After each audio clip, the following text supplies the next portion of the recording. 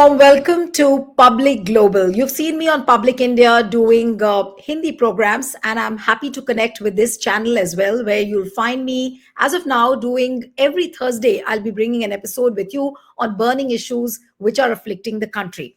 And I thought that the Adani saga and especially what is happening post US indictment of Adani is very, very important. It's playing out on the social media, it's playing out in parliament, it's playing out on the stock markets at all three levels. And yesterday you saw that two top lawyers, Mahesh Jetmalani and Mukul Rohatgi, came out and defended Gautam Adani, saying that there is no evidence of any bribery.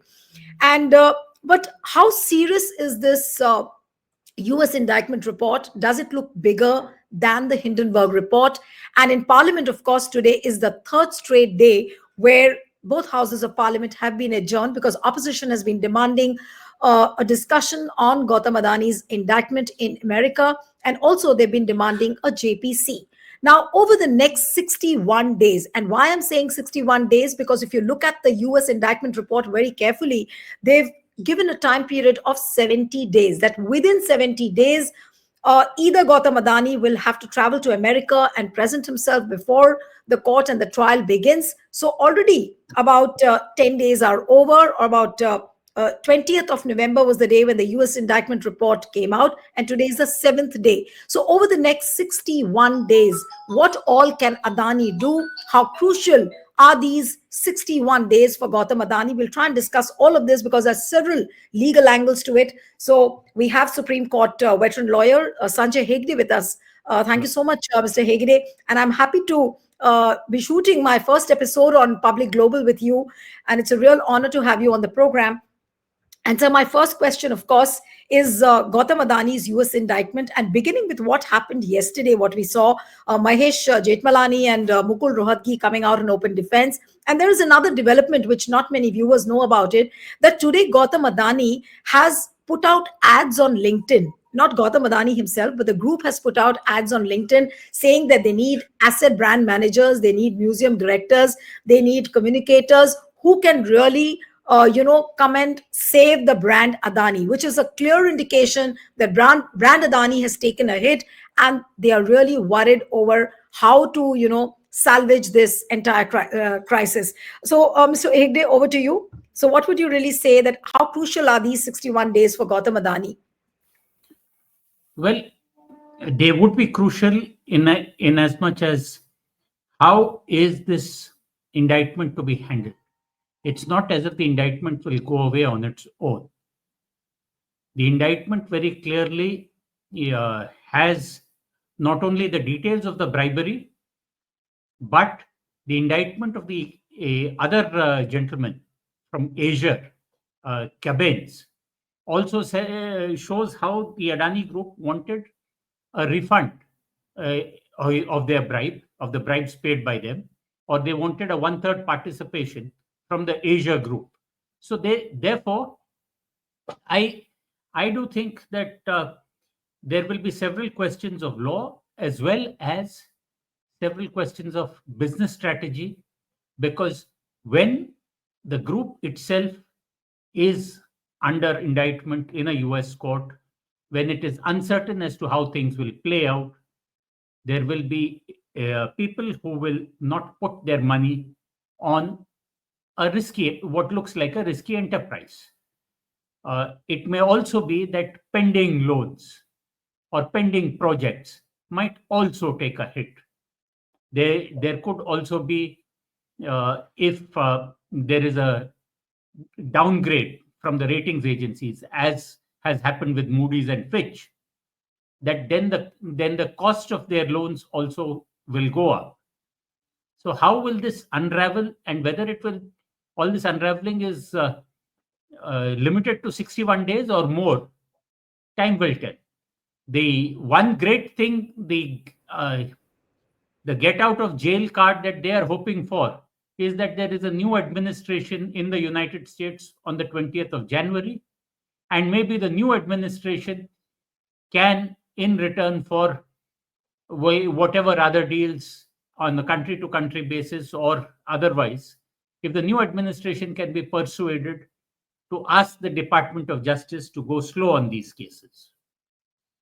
But I'm also interested in knowing, Mr. Hegde, that what happens now that Adani will be preparing for presenting himself, or are his lawyers going to represent him, uh, or will he be forced to, go to America and present himself? What is it really going to be like? Because people are speculating that Adani could face arrest in America. Now, is there an exit door for him, or he doesn't have an option but to present himself before the court? Well, the options again would possibly be based on a whole host of commercial dealings which we know nothing about currently. There may be deals which require his actual presence in the United States. But if there is no financial pressures on him to go to the United States, then it may very well be that they can put their hands on their hips and say, "Come and get me." And getting through the extradition process will be a long and arduous battle, especially if the Indian government does not cooperate. You can see that, for instance, there is Bangladesh, which is demanding the extradition of Sheikh Hasina, and the Indian government is, let's say, to use an Americanism, slow walking the process. So here in the Adani case, I expect not only slow walking but reverse walking. So the point is that if he is not there in the United States, it is unlikely that the prosecution will move for any trial in absentia.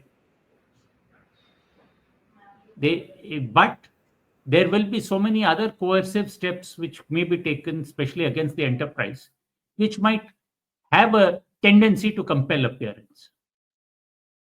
So you are saying that the situation could unfold in a manner where Gautam Adani might be compelled to present himself. Now, looking at the heat which is being generated, or the heat which is generating within the country and politically also, the kind of noise which the opposition is making, and rightly so, because they are demanding certain answers and they are demanding a discussion within the House. But yesterday we saw Mahesh Jethmalani saying that the noise by the opposition is misconceived, and there are many people who are saying that this attack on Adani is an attack on India's share market. It is an attack on India's economy. What would you really say to reactions like these? Well, I think they are doing a disservice to India, because Adani is not India, India is not Adani. And if there is any attempt to link the two brands, it will not only be the Adani group that suffers, but all Indian companies. If the Indian ecosystem is seen as being opaque, driven by crony capitalism, and unreliable, without a system of law which is effective, then it will tell on other companies and other corporations acting in or dealing with Indian companies. So I think that we would be making a mistake as a country if we put all our eggs in the Adani basket, or if we identify. See, during the UPA times, we had a major corporation go down under. That was Satyam. But nobody said that India is Satyam, Satyam Jayate is India's motto and things like that. Nobody stood by, had hashtag saying, "I stand with Mr. Raju of Satyam." What the government then did was to appoint auditors, fresh sets of auditors, cleaned up the mess, handed it over to Tech Mahindra, and that's how what could be salvaged was salvaged, and that itself became an advertisement for Indian business. That even if there are corporations which are deemed too big to fall, the Indian system was capable of handling the fallout. Today, what seems to be is that we have all buried our heads in the sand. We do not want an investigation. We do not want people asking questions, and we will certainly not be providing answers. Denial is not a strategy, or at least it's not a winning strategy. Mr. Hegde, now what happens to brand Adani is also a question which everybody is pondering over. That the way things are backfiring for him in other countries, whether it is Kenya, whether it is Bangladesh, whether it is Switzerland, France, Israel, all these countries. Now, how does it hit the brand Adani? Will Adani be left with any borrowing capacity, because his major foundation of his group is based on the debts which he has taken from other countries? Yes, see, he has been on an acquisition of assets based upon a mountain of debt. Now, the problem is that if those assets do not yield returns which service the debt, or if the debt servicing goes up beyond reasonable bounds, that is when the interest rates rise and all that, then you can have a financial whirlpool. Whether his assets abroad, whether there is a change of circumstances like governments cancelling concessions and other contracts with the Adani Group, how will it affect the entire enterprise? Again, we will have to wait. But there is no doubt that the brand has taken a very substantial hit and it has become vulnerable to a lot of allegations. So uh, it's not only Bangladesh or Kenya. Why did the Kenyans cancel all the contracts? Because the opposition in Kenya found Adani a very convenient way to put the government of Kenya in the dock. And maybe their stout denial was not an option because obviously Adani is not Kenyan. Stout denial in India is being used as a strategy now, but for how long and to what use, that the next 30 days or so will tell people. No, but given the fact that everybody talks about the proximity of Prime Minister Narendra Modi and Gautam Adani. In fact, international media is also questioning PMO on that. I was listening to a podcast on Bloomberg where they asked certain questions on this US indictment to PMO, which PMO has refused to comment. So, how long can Modi continue to defend Adani, and will he be not also forced? Like you said that there will be a situation where Adani will be compelled to present himself before the US court. So will there be a situation where Modi also will be compelled to distance himself from Gautam Adani, or you don't see that happening at all? This is it's a deeply personal question for the two people involved, right? Because the Prime Minister Modi's campaigns have been backed by the Adani Group for a very, very long time. At what stage do you decide that an ally is becoming counterproductive? Is a question of power. There have often been in the past where kings have got rid of their favorites. It's one of the games in the laws of power, where the fall of the favorite is enacted so that everything can be blamed then on the favorite. When Stalin died, Khrushchev and his people did not first say that Stalin was wrong. They said everything was done under Beria, who was Stalin's internal minister. So they attacked Beria. It was only later that the re-evaluation of Stalin began. So this is also avoided when kings or rulers sometimes make their favorite a scapegoat. Will that happen here? I don't know. But history has many instances like that. But Mr. Hegde, everybody also talks about the fact that Adani has the capability to face any crisis which comes his way. His brand may have taken a hit, but then again, he re-emerges like a phoenix. That's what people say. Now, post-US indictment, and given the gravity of the charges, Do you think that Adani really will have an exit door and he can re-emerge again, looking victorious? That look, I've like come out of the ashes almost. I again have no answer here, no definite answer. I can only point to historical parallels. The historical parallel that comes to mind, and that's an advantage of growing old, is that you've seen so much of the world. So the historical parallel was all the allegations against the Reliance Group in Dhirubhai Ambani's time, and especially the time when they took over L&T and when there was a huge kind of campaign which was launched in the Indian Express in those days, and every day there would be a new expose. And it was even those days, it was speculated that because Mr. Ramnath Goenka had a fight with Mrs. Indira Gandhi, this was a proxy fight when he fought Reliance. But the Reliance Group survived. It was providing value, and it managed to. Now, how much of the Adani Group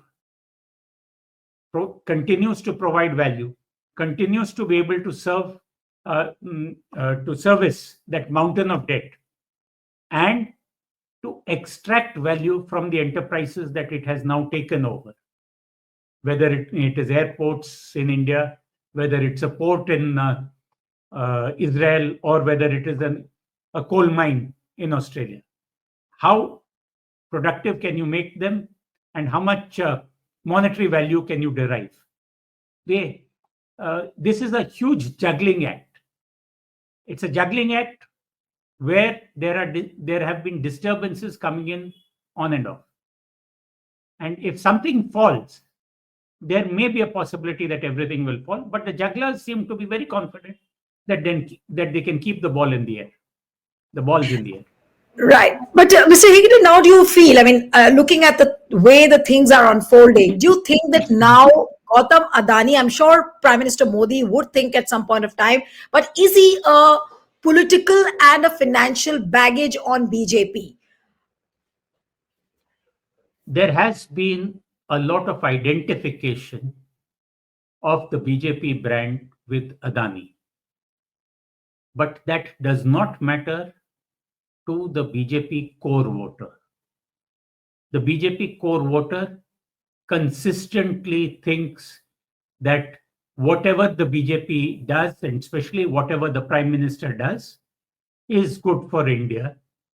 Modi ji ने कहा किया होगा तो अच्छा ही किया होगा is one level of thinking among a substantial portion of the electorate. There is another portion of the electorate which will see nothing right with either the BJP or with any of its friends. But there is the crucial swing vote, the centrists, who are worried about the fallout of what can happen if things go radically wrong. There are also people who worry about India itself and its ability to provide jobs to its 1.4 billion population. The entire Adani enterprise, I read somewhere, has less than 60,000 employees. I mean, there may be municipal corporations in India which employ more people. So is it really worth it? True. Okay, one last question before I'm going to wind up this interview. That people are just calibrating, deliberating whether this U.S. indictment of Gautam Adani is much more serious than the Hindenburg report. Well, the thing that the Hindenburg report lacked was the ability to criminally punish the Adani group. They couldn't send anybody to jail. The Hindenburg report was a report by market operators saying, I think the Adani enterprise is overvalued for these reasons. They have taken on too many loans. They do not have enough collateral or their assets are not producing enough to service the debt. and therefore everything should there should be a sell-off and a repricing. So the worst thing that could have happened at the end of the Hindenburg report was a huge fall in share prices, with possibly then shareholders asking questions and change in management, etc., etc. The costs of Hindenburg were all commercial. But the US indictment has the possibility of not only fines, but also jail times under the Act. Most corporations, when faced with the indictments and possible prosecutions in court, do not opt for a day in court. They do not opt to go to trial. They opt to enter into plea bargain agreements. So, but what about the when possibility will of, that happen is the question. no, but Adani facing arrest, what is the likelihood of that? Can he face arrest, or he'll try and somehow wriggle out of the arrest at least? Well, I would be very, very surprised if he actually faces, he actually has to turn himself into a prison. I don't think that is likely to happen in the US cases. If, as a consequence of what has come out in the US, there are other investigations and there is a different government here in India or something of that sort, that's a different question.